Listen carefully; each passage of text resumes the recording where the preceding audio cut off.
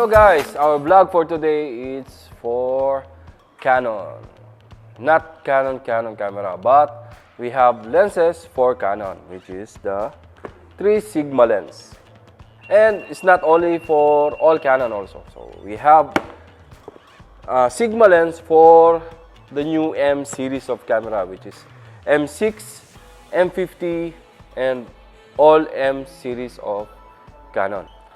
Okay, so we will talk about all the 3 lenses new for Canon EF mount. So first, we have the 56mm, which is right now we're using in the camera for M50. We have the 30mm and the wide 16mm. Okay, so we will talk about all these 3 lenses and we will differentiate each other for what use each of these lenses. Okay, actually all the lens is all 1.4 aperture. So it's very good for low light. And we will try today to take a photo outside in dark area. So we will check all the low light quality of the lenses. Again, first we have the 56 1.4.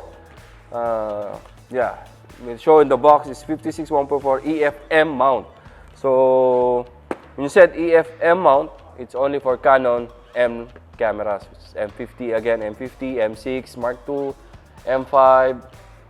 I think it's the M5, I don't know, but yeah, all EF-M cameras. Again, the 56 1.4 is very good for portrait photographers. So if you love portraits, if you like portrait, taking photos for portraits, this is the best one for your camera, which is if you have EF-M camera series. So why? Because of the lens, 56 is very good for the distance for portrait. Taking portrait, 85, 56, 50, 85, 135, this is the best. Sometimes 70, 200, this is the best range taking photos for portraits. So this is very good for portraits, guys. And it's because 51.4 aperture, so it will give you a nice bokeh ratios, or they call the bokeh, or the blurred background. So this is a nice one to use if you want to have your picture with a blurred background. 56 1.4. The distance already 56 will give you a little bit blurred, plus the 1.4 factor. And if you are shooting at the low light or at night, still more, it gives more good effects, especially if you have a light or special now we have Christmas light. So this is a very good one, very good bokeh for that type of photos. And again, the 56 now we are using, and it's already attached now to our camera. Of course, we'll make a flex time. This is the camera that we use now, the Canon M50 with the Sigma 56 1.4. And yeah, special thanks to the cameraman today, which is Brian. And we have 2 lights here from Langwang and the RGB lights from Pilot Fly, so I can control. And these are our lenses, guys. Okay, so again, we are 3 meters away from the camera, and this is the range from 56mm.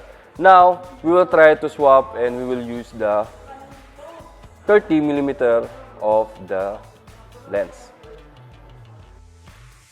Okay, so now we're using the Sigma 30mm 1.4. Again, for what this 30mm 1.4 distance? So, whose photographer will use this one?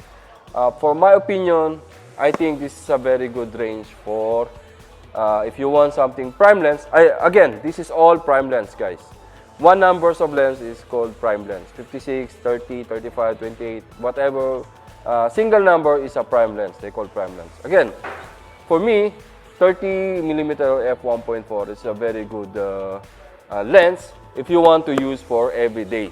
Like if you want to have one prime lens and then we want to use for everything, like for street, for portrait, for landscape, 30, 28, 24 is the best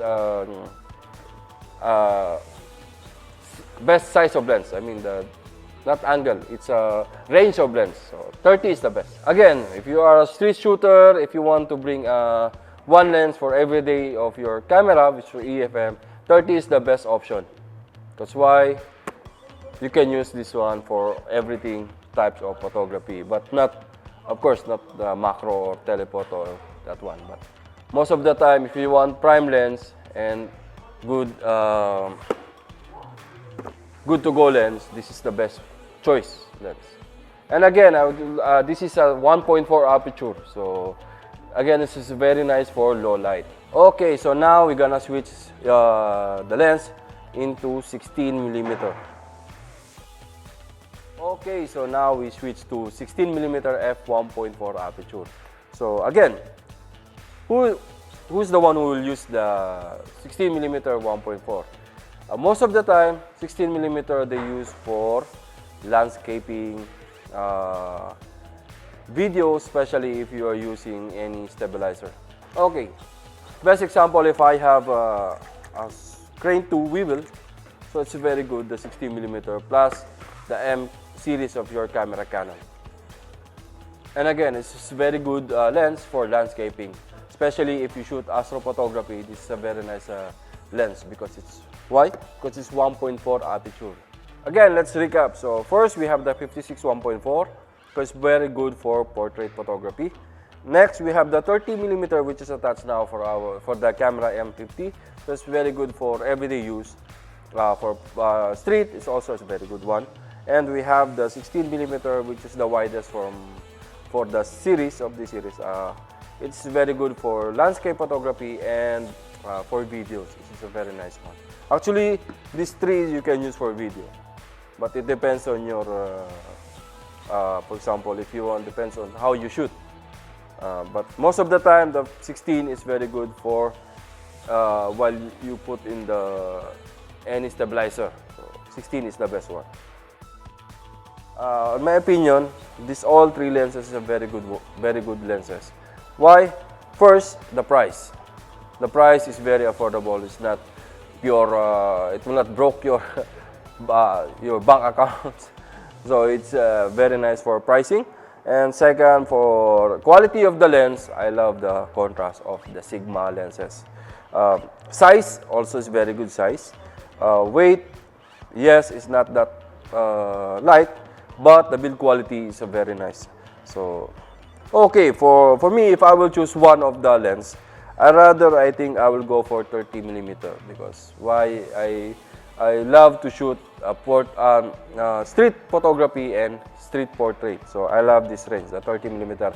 Actually, I have if you remember, I have the Leica Q, which is 28mm. So I love to shoot that lens for portrait and for my street photography. Okay, so flex time. First, I would like to flex my team, which is a team positive vlogger. So hi to the team positive. Of course, they are very supportive. And also, my team here in Kuwait is a team PVK, Pinoy Vloggers Kuwait. They are very also supportive to us. So again, thank you. So today we have our guest, Palaboy OFW. Flex time, maybe you want to announce something? Now you have the mic. Yes, I have the mic. Mic test 1, 2, 3, Pogi me. Alright. So before anything else, I would like to greet my idol, Jel Aguas. That's all. Thank you. Ha? Ande. So shoutout pa rin sa mga Pinoy vloggers in Kuwait, lalo dyan kay Irene Cosme, yan, idol yan. Shoutout PBK. Tapos kay Mama Anjo, yung leader namin, yung ugat ng lahat. Tapos lahat-lahat, nice hairstyles and everybody. Shoutout sila. Maraming salamat, sir. Ay, congrats kay Congrats nga pala kay Joel Ren. 1,000. Ano din? Sino? Naka 1,000 na ba? Ay, congrats sa banana, Joel. Siyempre si Joel Ren, matatapos na rin yan. Shoutout sa iyo, idol. Shoutout kay Joel Ren. Oo. Yun At yun. Sino pa? Anthony. Si Anthony Haballa. Congrats, Road to 100,000. Marami. Mabuhay ka, sir. Galing mo. Paano ba maging ukay-ukay ka dyan? Parang parang malungkot ka. And again, we are here in AB World. So if you want to visit us, we are located at Salmia area, Block 2. We are here in Symphony Mall, basement 1. So if you want to check, if you want to see our products physically, you can come with us from Saturday to Thursday, 10 a.m. until 10 p.m. and Friday will be 2 p.m. until 10 p.m. And if you want to visit us and check our products through website, you can visit our website www.aaberworld.com to check all the products that we have and to check all the items that will be available or on sale, or subscribe to our newsletter. You can subscribe down the website. There's a subscribe letter down. So you can subscribe there, so at least you are always notified and updated to our new products and events, especially events. We're always doing an events, so at least you'll be updated. So subscribe there to our newsletter. Again, guys, so thank you. So again, we have the 3 lenses for the M series of Canon. Again, guys, thank you.